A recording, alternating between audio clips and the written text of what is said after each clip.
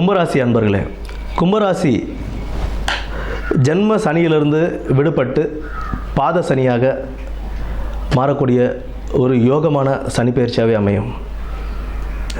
2 வருஷம் படாத பாடு படுத்திட்டார்ப்பா அப்படின்ற நிலைமைக்கு இருந்த கும்பராசி நேயர்களுக்கு இப்போ கொஞ்சம் அப்பாடான்னு மூச்சு விட்டு உட்காரலாம்.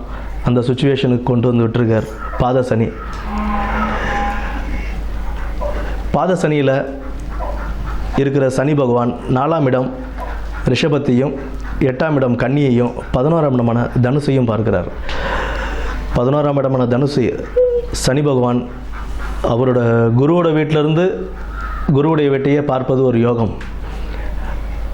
அதுவும் லாபஸ்தானத்தில் இருக்கார். லாபஸ்தானத்தில் இருக்கும்போது ஒரு லாபஸ்தானத்தை பார்க்குறாருன்னும் போது நல்ல ஒரு உழைப்புக்கேற்ற லாபம். இத்தனை நாள் தொடங்கின செஞ்ச வேலையெல்லாம் எதுவுமே திருப்திகரமாக இல்லை, வருமானம் இல்லை அப்படின்றவங்களுக்குலாம் இந்த ஜென்ம சனியில் அவசப்பட்டவங்க இப்போ பாத சனியில் வரும்போது நல்ல ஒரு பலனையை கொடுப்பார், நல்ல ஒரு லாபஸ்தானத்தையும் கொடுப்பார். அதே போல் உங்களுக்கு குரு பயிற்சி, குருவும் வந்து 5ஆம் வீட்டுக்கு பெயர்றாரு.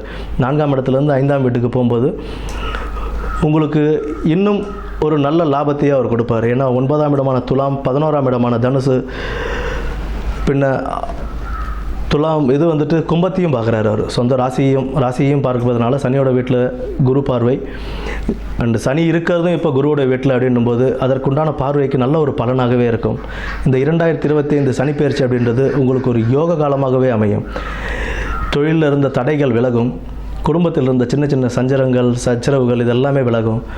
நிம்மதியான ஒரு லைஃபுக்கு வந்தாலும் கொஞ்சம் கவனமுடனும் இருக்க வேண்டிய ஒரு காலம். ஏன்னா பாதசனி அப்படின்னும்போது வண்டி வாகனங்களில் போகும்போதும் வரும்போது இந்த மாதிரி சுச்சுவேஷன்லாம் நம்ம ரொம்ப கவனமாக இருக்கணும்.